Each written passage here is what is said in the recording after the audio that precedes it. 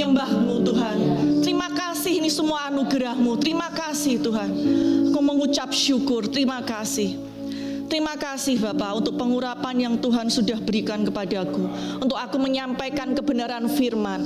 Roh Kudus, Engkau yang memberi roh hikmat pewahyuan buat setiap anak-anak-Mu di tempat ini, sehingga mereka boleh menangkap apa yang menjadi isi hati Tuhan. Terima kasih Bapa, hanya di dalam nama Tuhan Yesus aku berdoa. Amin. Yes, shalom. Saudara-saudara yang dikasihi Tuhan Yesus, kita bersyukur ya semua anugerah Tuhan jika pada pagi hari ini kita boleh memuji dan menyembah Tuhan dan boleh mendengarkan kebenaran firman Tuhan. Saya akan men-sharingkan kebenaran firman Tuhan dari Kisah Para Rasul. Saya melihat di Kisah Para Rasul ini tentang pelayanan Paulus, saudara-saudara. Pelayanan Paulus yang luar biasa. Di Kisah Para Rasul 20 ini menceritakan betapa beratnya tantangan yang Paulus hadapi di dalam perjalanan hidupannya dan pelayanannya. Di situ diceritakan bahwa Paulus banyak mencucurkan air mata. Paulus banyak menghadapi pencobaan dari orang-orang Yahudi yang hendak membunuhnya. Dan juga penjara dan sengsara sudah menantinya. Di situ diceritakan seperti itu. Paulus memberikan pesan ketika Paulus hendak mengadakan perpisahan dengan penatua di Efesus. Di antaranya kita baca di Kisah Para Rasul 20 ayat 27 dan 28. Sebab aku tidak lalai memberitakan seluruh maksud Allah kepadamu. Karena itu jagalah dirimu dan jagalah seluruh kawanan. Karena kamulah yang ditetapkan Roh Kudus menjadi penilik untuk menggembalakan jemaat Allah yang diperolehnya dengan darah anaknya sendiri. Di dalam saya merenungkan firman Tuhan ini, saudara, saya menangkap ini pesan yang luar biasa yang Paulus sampaikan. Betapa muncul suatu tanggung jawab yang luar biasa untuk menjaga dan menggembalakan jiwa-jiwa yang Tuhan percayakan sebagai jemaat. Itu yang Paulus nasihatkan kepada penatua-penatua. Dari sini kita bisa menangkap tanggung jawab itu muncul karena Paulus melihat jiwa-jiwa itu sangat berharga. Paulus menaruh nilai yang sangat tinggi terhadap jiwa-jiwa itu. Karena jiwa-jiwa itu dibayar dengan harga yang mahal, yaitu darah Yesus. Dan jiwa-jiwa itu dipercayakan kepada mereka. Nah, begitu pula dengan jiwa-jiwa di sini, ya Pak Dolvi ya. Makanya Tuhan memperlengkapi kita. Saudara-saudara bisa bertumbuh di dalam pengenalan akan Tuhan. Nah, di sini di Alkitab dikatakan bahwa mereka harus menjaga. Dijaga terhadap apa?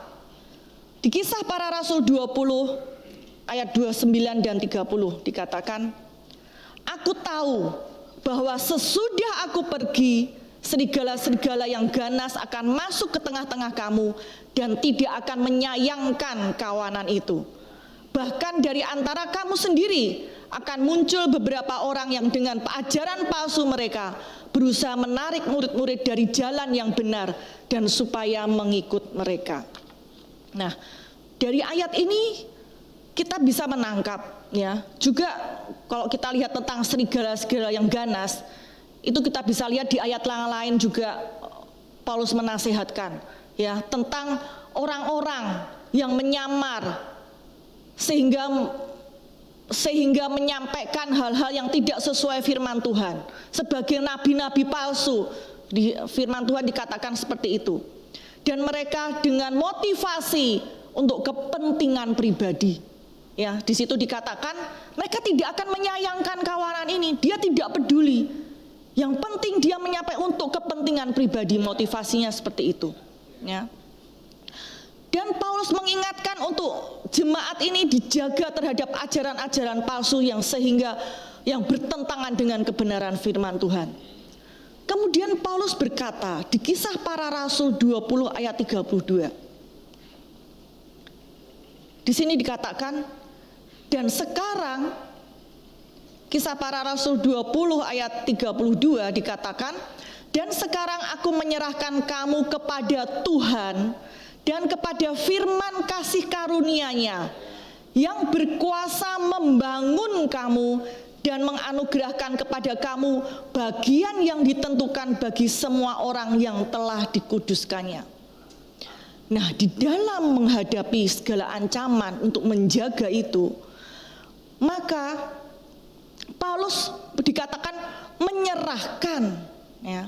Kalau boleh saya menganggap menggunakan kata mengkoneksikan, menyerahkan kepada Tuhan dan firman kasih karunia-Nya. Nah, kenapa saya bisa memakai kata mengkoneksikan? Saya membayangkan ini di mana Paulus dengan segenap hati sangat mengasihi jiwa-jiwa ini.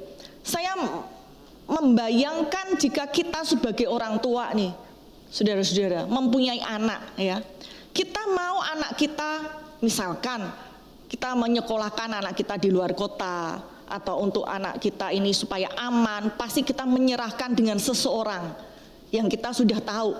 Tapi belum tentu anak ini tahu, mengenal orang tersebut, ya.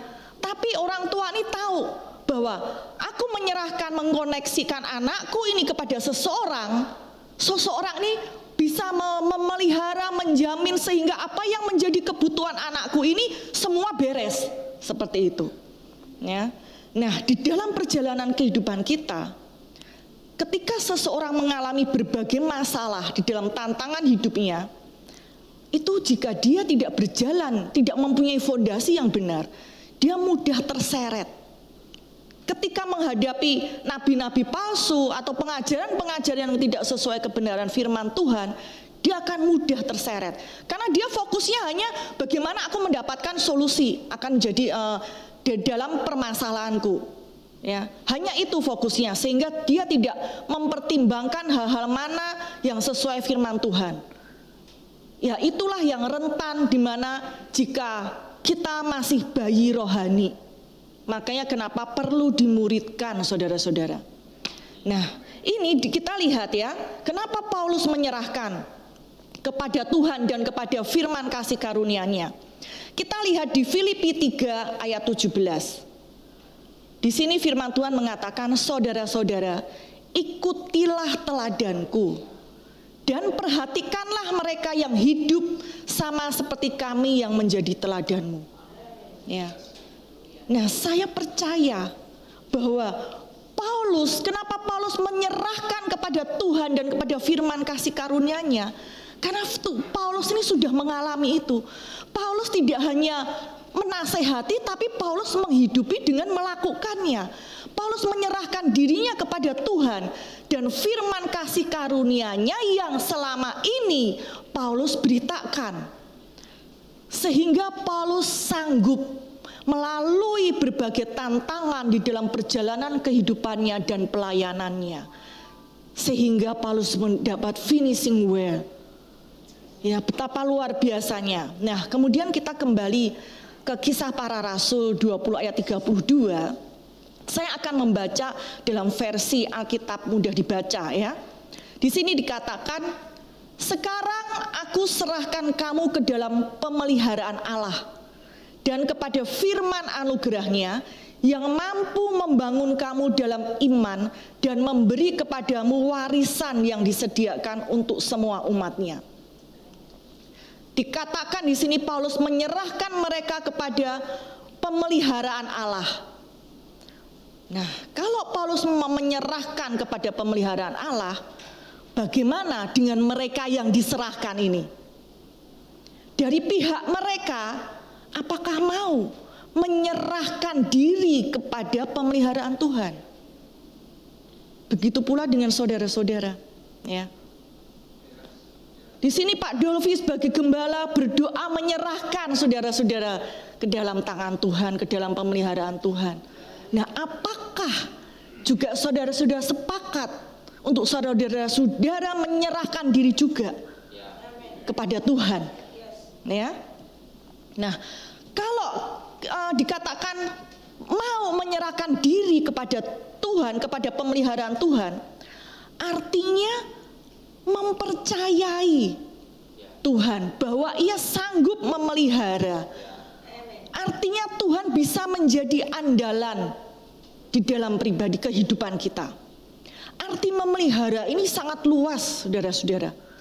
Bisa tentang aman, tidak kekurangan suatu apapun, semuanya bisa mencukupi apa yang menjadi kebutuhan kita dan banyak hal lainnya. Nah, di situ berarti memelihara begitu luas ya.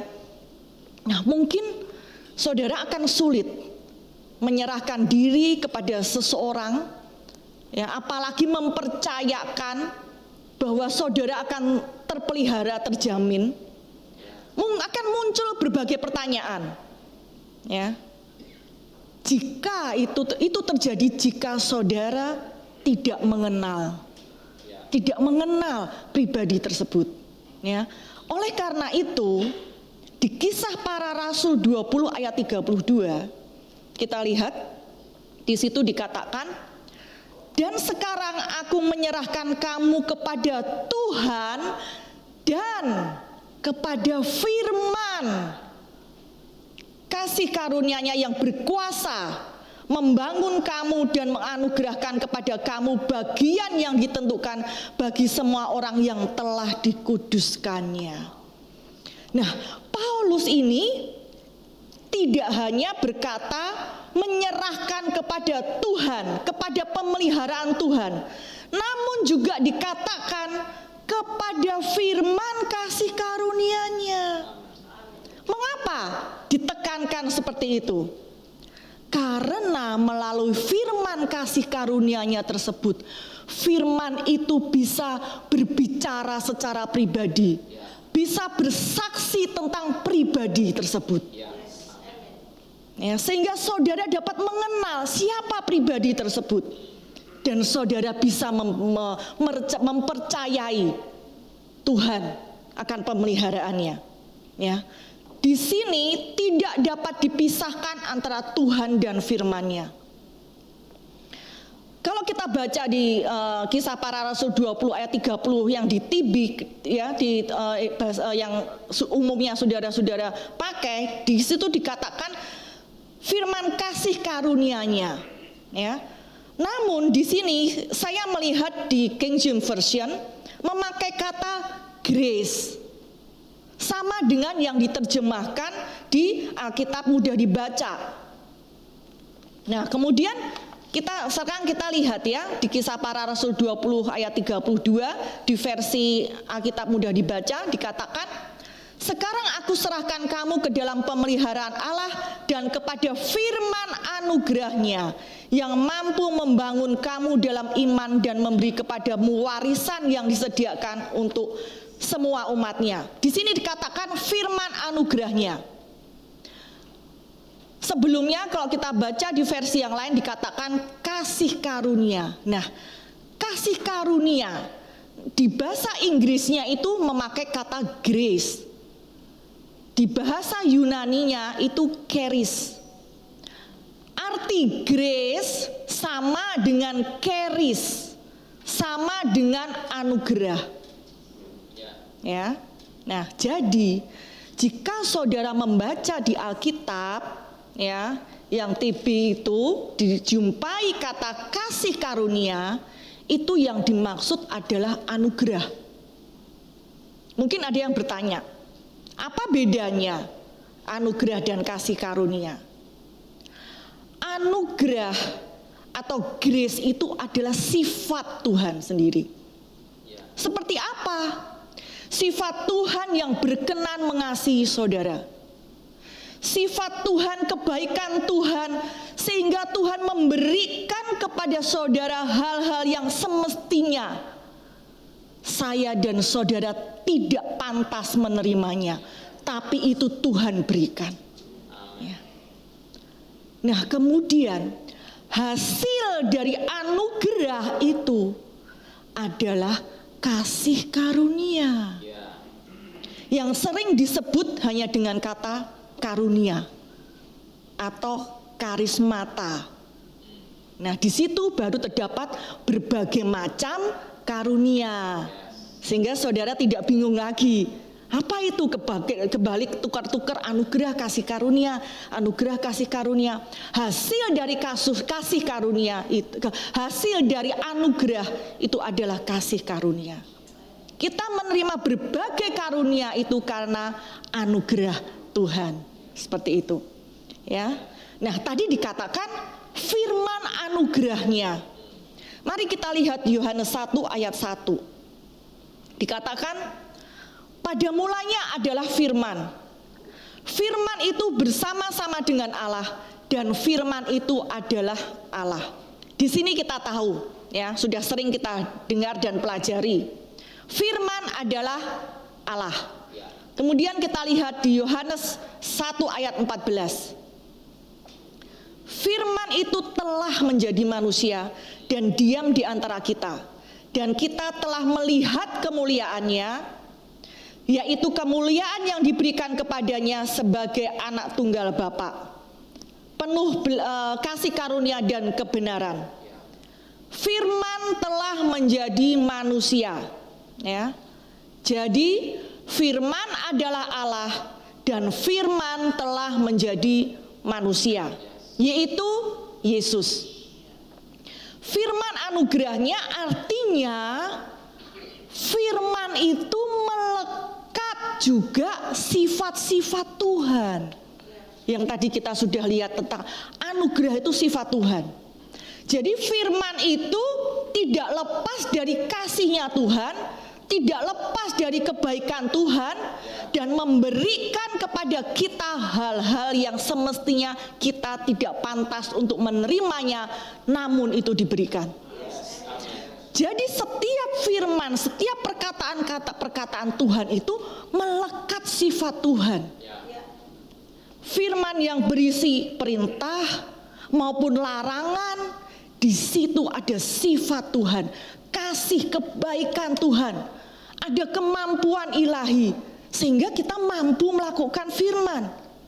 Jika berisi larangan maupun perintah, itu juga karena kasihnya Tuhan, kebaikannya Tuhan.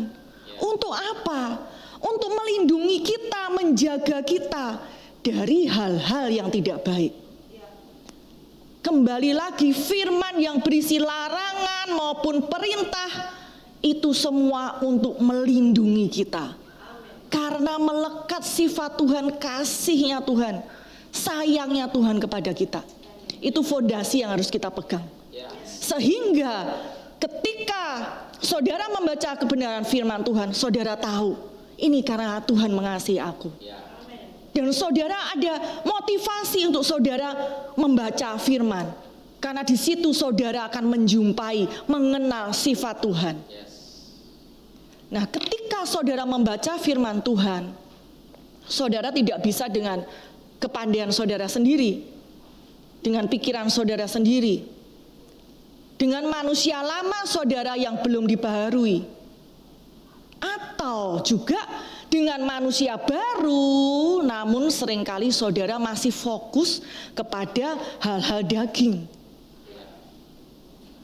fokus terhadap hal-hal jasmani atau secara agamawi. Nah, di sini nggak akan nyambung, saudara, tidak akan terkoneksi, sehingga saudara tidak mengerti kebenaran firman, apalagi mengalami manifestasi dari kebenaran firman tersebut. Saudara tidak akan menerima janji-janji dari firman tersebut. Kemudian saudara bilang, aku kok nggak ngerti. Nah, apa maksudnya? Kita lihat Yohanes 6 ayat 63. Firman Tuhan mengatakan, rohlah yang memberi hidup. Daging sama sekali tidak berguna. Perkataan-perkataan yang kukatakan kepadamu adalah roh dan hidup. Nah, perkataan-perkataan ini itu firman, bukan sekedar perkataan, bukan sekedar huruf-huruf yang tertulis, namun dikatakan roh dan hidup. Jadi sifat dasar dari firman, dari Alkitab itu adalah roh. Ingat ya, Firman adalah Allah. Sifat dasar firman atau Alkitab itu adalah roh. Nah, kita akan melihat dulu nih, bagaimana Tuhan itu berhubungan dengan manusia, juga bagaimana manusia berhubungan dengan Tuhan. Mari kita lihat Yohanes 4 ayat 24. Allah itu roh. Barang siapa menyembah dia harus menyembahnya dalam roh dan kebenaran. Tidak dikatakan menyembah dengan emosi, tidak dikatakan dengan pikiran, namun dengan roh. Nah, roh pun bukan setiap orang yang memiliki roh itu dapat menyembah atau berhubungan dengan Allah. Firman katakan tidak hanya dengan roh saja, namun dikatakan roh dan kebenaran. Apa maksudnya? Mengapa tidak cukup roh saja? Mengapa ada tulisan kebenaran? Kebenaran di sini truth, artinya berdasarkan sebagaimana semestinya.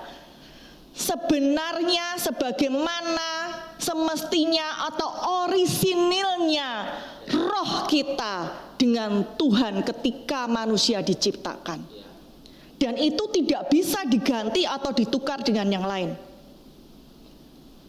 Jadi manusia bisa berhubungan dengan Tuhan yang adalah roh itu harus sebagaimana semestinya, sebagaimana orisinilnya. Artinya sama seperti ketika manusia belum jatuh dalam dosa, di mana roh manusia itu bersatu, bersekutu dengan roh Tuhan.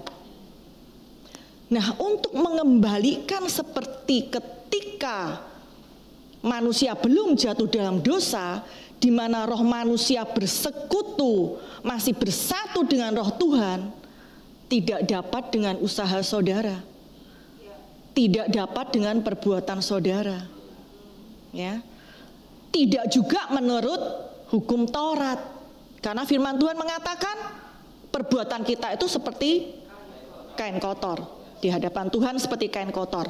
Nah, sejak kejatuhan Adam dan Hawa dalam dosa, manusia itu turun-temurun dalam dosa. Rohnya terpisah dari roh Tuhan. Tiba pada Abraham. Ya, nanti saudara bisa baca sendiri di rumah tentang Abraham. Abraham dibenarkan karena Abraham percaya.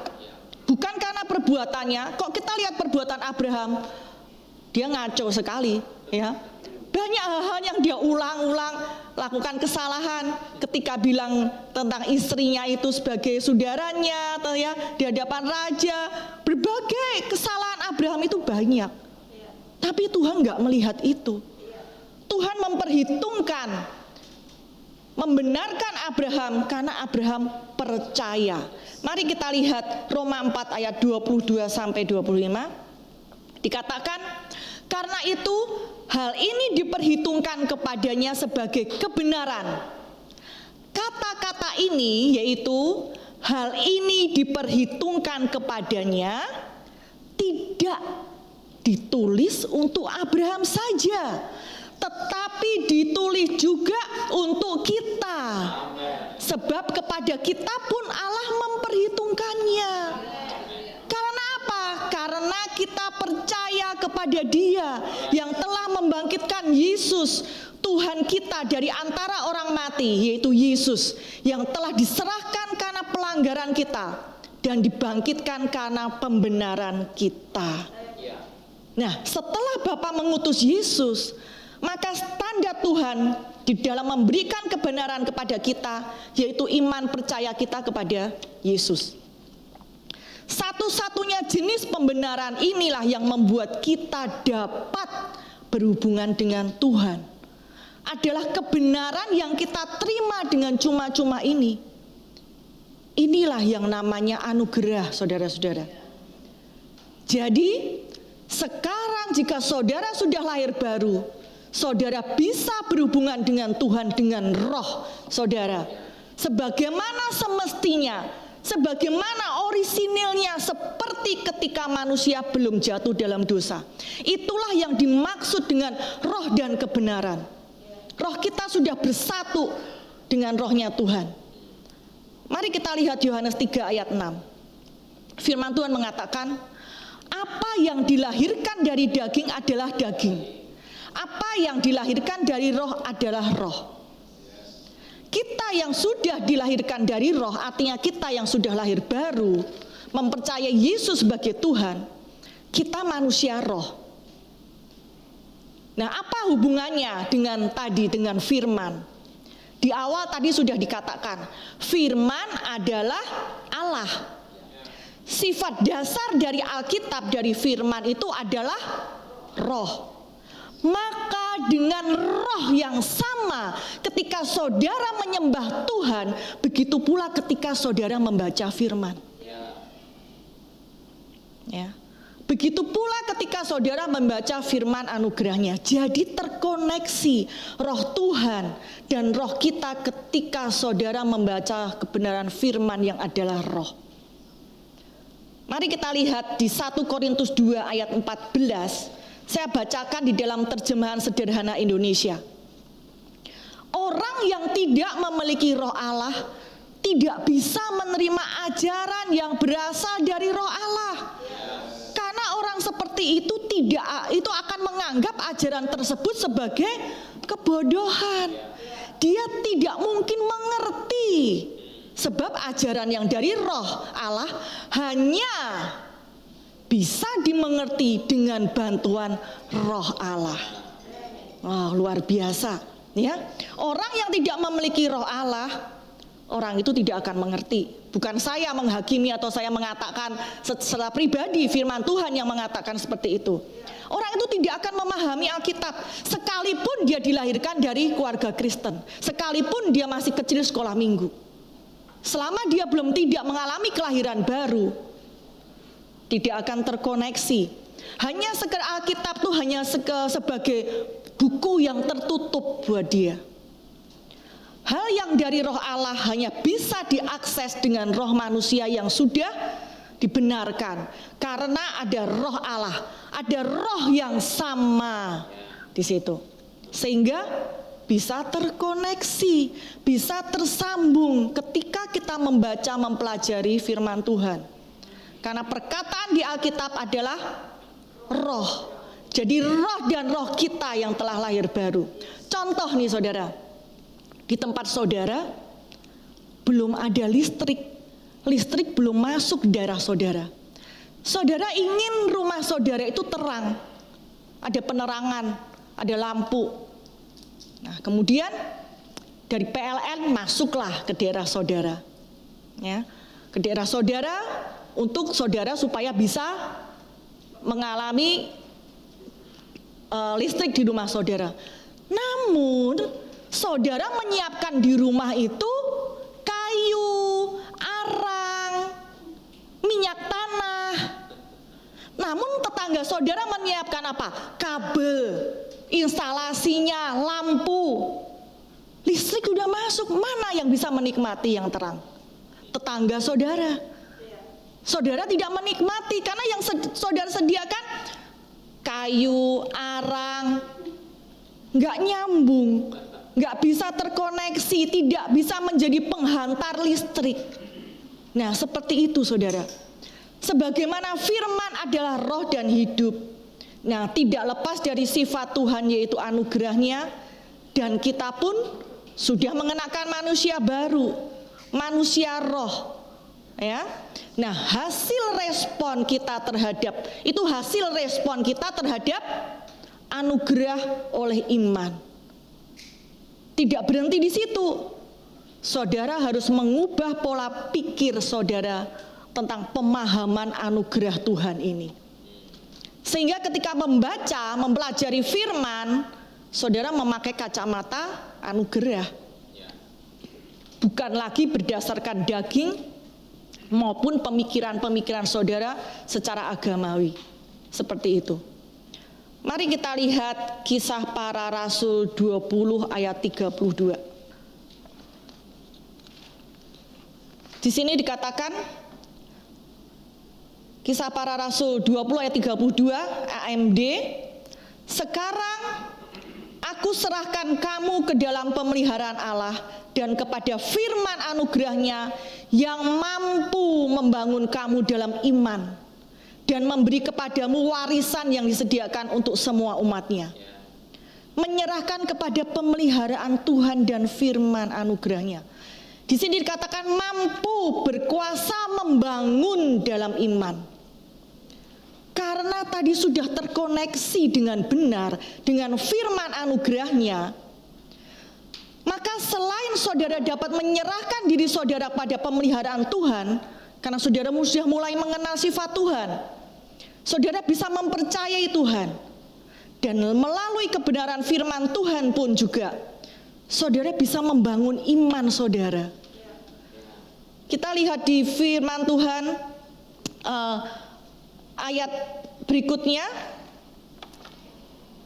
bahasa ya Yohanes 6 ayat 63, yang membuat manusia hidup ialah Roh Allah.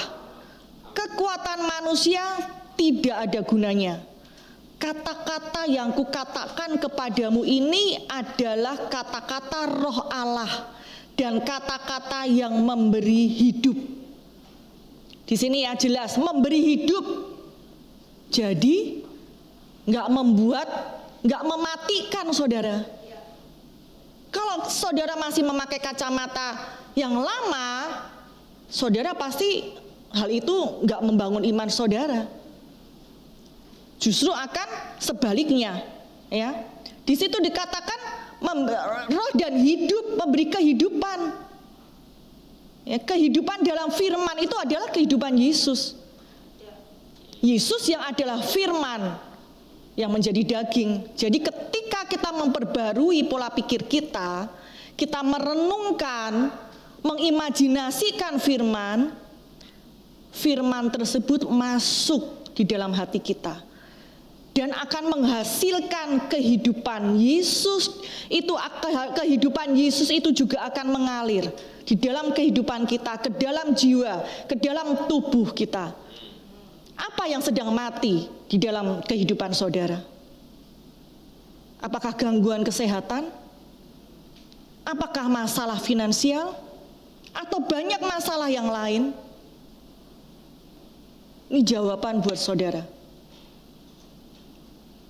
Bagian mana yang selama ini yang ada pada saudara yang belum terkoneksi, sehingga saudara tidak menikmati apa yang Tuhan sudah janjikan, seolah-olah Tuhan ini masih mempending, mendelay apa yang menjadi kebutuhan kita, atau membuat kita mulai timbul mencurigai Tuhan. Kenapa ini? Sehingga pikiran-pikiran negatif yang mulai muncul di dalam kita itu semakin membuat kita semakin jauh. Bukan Tuhan yang menjauh dari saudara, karena saudara tidak mengkoneksikan saudara dengan Tuhan. Ya, betapa pentingnya kita mengetahui ini, supaya ketika saudara dimuridkan dari awal sudah nyambung saudara, sehingga tidak bebenah lagi dari awal, semua apa yang sudah diberikan itu terlewat. Ya, jadi ini yang perlu saudara mengerti. Ketika di tempat ini saudara menerima pemuritan maupun di-sharingkan kebenaran firman Tuhan, itu saudara sudah terkoneksi. Gak ada yang bocor ketika saudara menerima kebenaran firman tersebut. Jika saudara tidak memahami tentang firman anugerahnya, akhirnya putar-putar di dalam kehidupan lama saudara. Saudara akan berpikir, katanya aku dulu seperti itu. Biasanya orang berpikir, aku di gereja ini tidak diajarkan tentang anugerah, sekarang sudah pindah gereja yang mengajarkan anugerah, tapi kenapa hasilnya seperti ini? Ya karena hal-hal seperti ini saudara. Saudara masih menggunakan kacamata yang lama, sehingga enggak tersambung. Ya, saya pernah menyampaikan sharing kebenaran firman Tuhan ini waktu itu dengan tema sebagai siapa Anda berjalan. Di situ saudara mungkin akan bisa lebih detail. Di situ saya membedakan ada 3 jenis ya.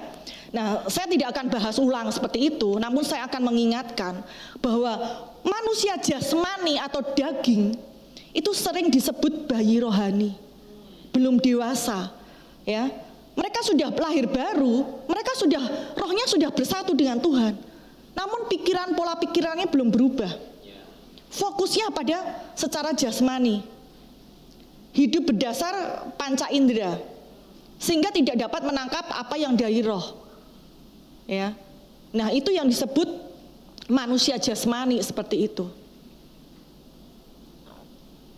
Mungkin saudara bisa merenungkan sudah berapa lama perjalanan kekristenan saudara. Ya. Apakah masih bayi ataukah saudara sudah bertumbuh semakin dewasa?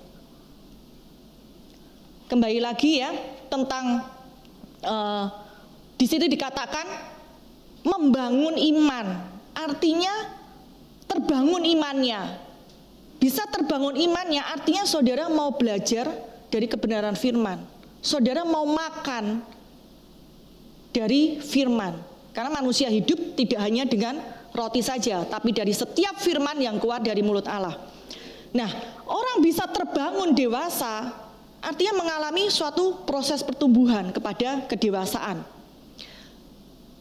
Bedanya, jika dewasa, maka saudara bisa memilah setiap apa yang saudara dengar tentang kebenaran firman. Saudara bisa membedakan mana yang firman anugerah, mana yang bukan. Sehingga saudara tidak terseret dan diombang-ambingkan dengan berbagai angin pengajaran. Begitu pula saudara sudah berada di komunitas ini. Siapapun yang berbicara di depan ini, sekalipun saya maupun yang lain, saudara harus bisa memilah, menangkap. Saudara nggak asal telan. Asal telan itu yaitu bayi rohani, cuma itu saja. Tapi saudara bisa memilah, saudara bisa menangkap, saudara bisa belajar juga dari menerima pewahyuan dari kebenaran firman Tuhan. Sehingga saudara bisa berdiri di atas fondasi yang benar. Saudara bisa menghadapi apa yang dikatakan serigala-serigala. Juga orang-orang yang tidak bisa menangkap, tidak terkoneksi dengan apa yang firman, dia dengan persepsinya sendiri, dengan pemahamannya sendiri, sehingga akan menghasilkan doktrin buat dirinya sendiri. Dan itu akan diajarkan kepada yang lain. Nah, itu jadi rancu saudara. Itu jadi menyesatkan. Maka timbul hal-hal dari dalam sendiri orang-orang yang mengajarkan hal-hal yang tidak benar karena tidak mengerti seperti ini. Jadi untuk mencegah adanya hal-hal yang tidak diombang-ambingkan atau kita dapat terhindar dari orang-orang yang mengajarkan hal-hal yang tidak sesuai dari kebenaran firman Tuhan, saudara memiliki benteng sendiri seperti itu ya. Maka di tempat ini saudara di-sharingkan firman untuk saudara tidak tergantung dengan pendeta atau leader-leader atau apapun, karena saudara sama di mata Tuhan. Ya, bahkan saudara bisa memimpin, memuridkan, saudara bisa menjadi berkat buat banyak orang di luar sana. Tidak ada perbedaan saya dengan saudara. Mari kita lihat Roma 15 ayat 4. Sebab segala sesuatu yang ditulis dahulu telah ditulis untuk menjadi pelajaran bagi kita, supaya kita teguh berpegang pada pengharapan oleh ketekunan dan penghiburan dari kitab suci. Nah, Tuhan itu adalah pengharapan kita. Namun Tuhan memakai firman-Nya untuk memberikan pengharapannya kepada kita. Ya. Ini di Roma 15 ayat 4 ini di firman yang terakhir ya saya sampaikan, Tuhan ada pengharapan kita. Namun Tuhan memakai firman-Nya untuk memberikan pengharapannya kepada kita. Tanpa mengetahui firman Tuhan, saudara tidak dapat berharap. Apa yang menjadi pengharapan saudara? Enggak ada. Karena di luar sana tidak ada yang bisa diharapkan kecuali dari kebenaran firman Tuhan. Dengan kita memahami firman Tuhan, firman anugerah Tuhan, kita nggak mengandalkan kekuatan kita lagi. Ada pengharapan. Kita mempercayai Tuhan untuk sesuatu yang kita belum lihat saat ini. Ya, secara fisik saudara tidak bisa melihat. Namun saudara bisa melihat secara mata rohani saudara. Ya, apa yang Tuhan sudah sediakan. Disitulah bisa membangun iman saudara. Sehingga saudara tetap berdiri kokoh di dalam menghadapi berbagai tantangan di dalam perjalanan kehidupan saudara. Selain berkuasa membangun dalam iman, juga dari kebenaran firman itu menganugerahkan bagian yang ditentukan bagi semua orang yang telah dikuduskannya. Itu adalah warisan, ya. Warisan yang telah Tuhan sediakan buat setiap anak-anak Tuhan. Adakah di antara saudara saat ini yang belum lahir baru, yang belum terkoneksi secara roh? Begitu pula dengan saudara-saudara yang menyaksikan sharing firman Tuhan ini melalui YouTube. Adakah di antara saudara yang belum terkoneksi dengan roh Allah? Jika ada yang belum juga di tempat ini, nggak perlu angkat tangan, ikuti doa saya. Terima kasih Tuhan, terima kasih. Aku percaya Yesus adalah Tuhan. Aku percaya tidak hanya dengan mulutku tapi juga dengan hatiku, bahwa Allah telah membangkitkan Kristus dari antara orang mati untuk menanggung dosa dan pelanggaranku. Terima kasih Tuhan buat semua dosa-dosaku yang Tuhan sudah ampuni. Aku serahkan hidupku ke dalam tangan-Mu Tuhan. Engkau yang menjadi Raja dan Tuhan di dalam hidupku. Terima kasih Tuhan Yesus, terima kasih. Amin. Nah saudara, demi warisan itu Yesus rela mati. Amen.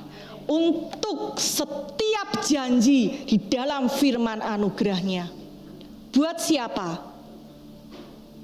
Buat setiap orang yang telah dikuduskannya, yang telah dibenarkannya, yaitu saya dan saudara. Tuhan Yesus memberkati.